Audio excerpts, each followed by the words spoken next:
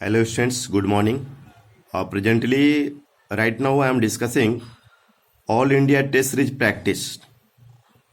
अभी जो ये ऑल इंडिया टेस्ट सीरीज वगैरह जो हो रहे हैं उसके लिए हम लोग प्रैक्टिस करेंगे. अभी 11th का पोर्शन करेंगे. जिस तरीके से सिलेबस आएंगे ऑल इंडिया टेस्ट सीरीज का उसमें डिस्कशन किया जाएगा.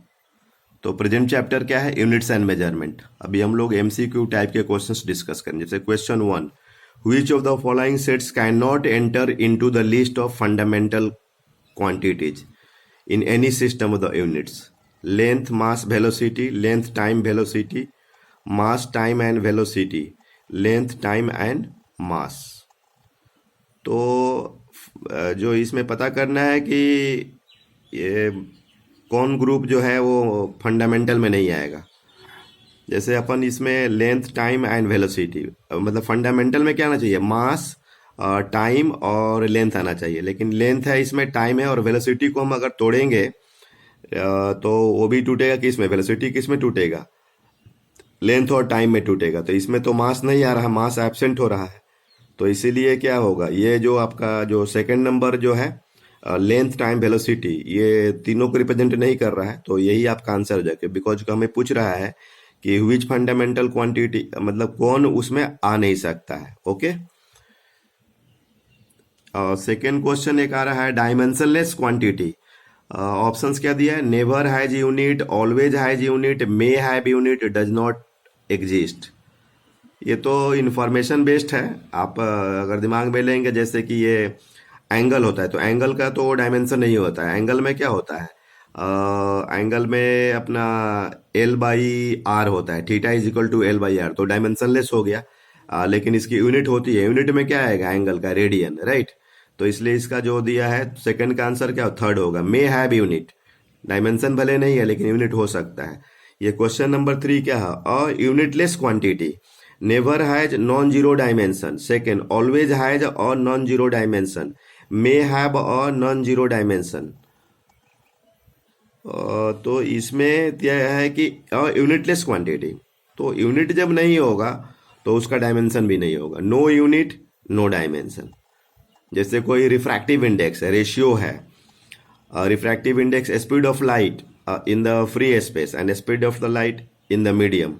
तो दोनों कट जाएगा, स्पीड कैंसिल हो जाएगा. तो नो यूनिट हो गया और नो डायमेंशन भी हो गया. रेशियो है sine theta P by H. तो P का डायमेंशन क्या हो गया? L. H का भी हो गया L.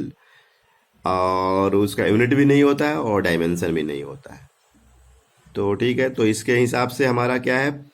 Unitless quantity. तो इसका जो होगा नो यूनिट, नो डायमेंशन. तो never has non zero dimension. ये इसका आंसर क्या हो जाएगा? 1 हो जाएगा. ये जो है आपका 1 हो जाएगा, राइट. ये थर्ड क्वेश्चन नंबर 4.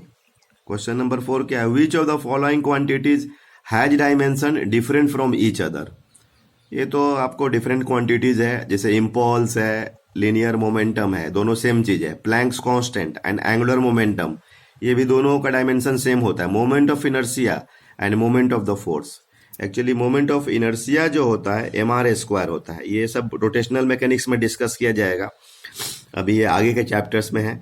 तो इसका ml² हो गया. मोमेंट ऑफ द फोर्स होगा फोर्स इनटू डिस्टेंस. तो m1 l1 t का पावर -2 फोर्स हो गया एंड l का पावर 1. तो ये हो गया आपका m1 l² t -2.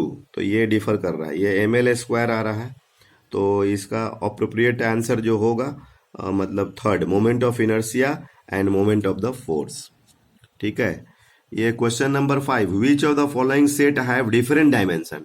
Pressure, Young's modulus, stress, EMF, potential, electric potential, ये जो दे रहा है ये सब क्लास 12th का है. Heat, work done and energy. तो हीट भी energy, energy same dimension. Dipole moment, electric field and electric flux and electric field, ये भी क्लास 12 में पढ़ा जाएगा. लेकिन ये डायमेंशन चैप्टर्स में क्या होता है, आते रहते हैं. तो इसलिए डाइपोल मोमेंट का होता है Q into D, charge into distance. तो इस Q का तो A हो जाएगा, A इंटू टी हो जाएगा. Charge is equal to current into time. तो A इंटू टी और D का L हो जाएगा. ये इलेक्ट्रिक फ्लक्स होता है, इलेक्ट्रिक फील्ड इंटू एरिया. तो electric field force by charge होता है, न्यूटन पर कूलम मीटर स्क्वायर. तो न्यूटन को तोड़ेंगे, मतलब फोर्स का डायमेंशन लिखेंगे, एल स्क्वायर लिखेंगे, कूलम का 80 हो जाएगा, तो उसके हिसाब से ये आ जाएगा। ठीक है। उसके बाद ये जो है इलेक्ट्रिक फ्लक्स, इलेक्ट्रिक फील्ड, तो ये क्या होता है, F by Q, force by coulomb, Newton पर कूलम।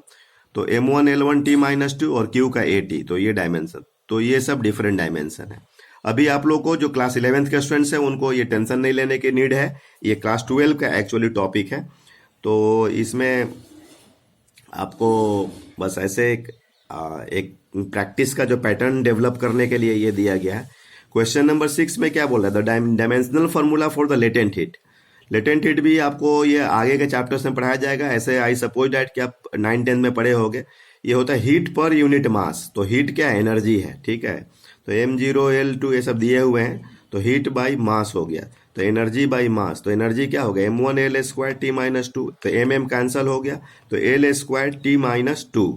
तो उसके हिसाब से आप अप्रोप्रिएट आंसर देखिए इसका जो डायमेंशन का 1 नंबर। ठीक है। उसके बाद जो नेक्स्ट क्वेश्चन है, this is the question number 7। और देखिए डियर स्टूडेंट्स, ये जो आप ऑल इंडिया टेस्ट सीरीज कोई भी जैसे आपको इंस्टीट्यूट्स का जो चल रहे हैं उसकी प्रैक्टिस के लिए प्रोग्राम कराया जा रहा है, और इसमें आपको एक रिदम मिलेगा आपको प्रैक्टिस करने का, प्रैक्टिस और रिवीजन। तो डेट्स वाई मैं आपको एक सैंपल के फॉर्म में इस तरीके से करा रहा हूँ। आप लोग इसको पढ़ करके फिर अपने मॉड्यूल से कोरस्पॉन्डिंग मॉड्यूल या जो भी रेस शीट होते हैं वो सब भी। और एक और मैं इम्पोर्टेंट अनाउंसमेंट कर रहा हूँ, जो कि स्कॉलरशिप टेस्ट के लिए टैलेंट टैक्स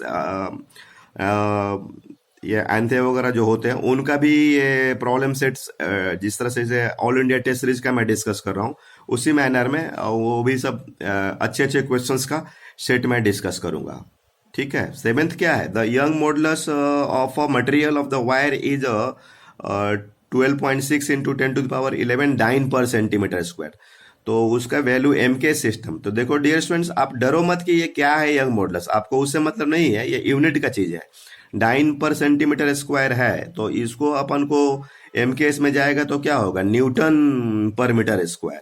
तो 1 न्यूटन पर मीटर स्क्वायर, तो 1 न्यूटन में कितना डाइन होता है, 1 न्यूटन में आपको 10⁵ डाइन होता है। तो इसको कन्वर्ट करेंगे तो 10 dine per centimetre square, 1 metre में 10⁴ सेंटीमीटर स्क्वायर होगा। तो 10⁵ बाई 10⁴ तो 10 हो जाएगा, राइट। तो answer will be what here 2। ठीक है ना। उसके बाद ये क्या है, क्वेश्चन नंबर 8, व्हाट क्या है, एक्चुअली व्हाट ये पावर का यूनिट है।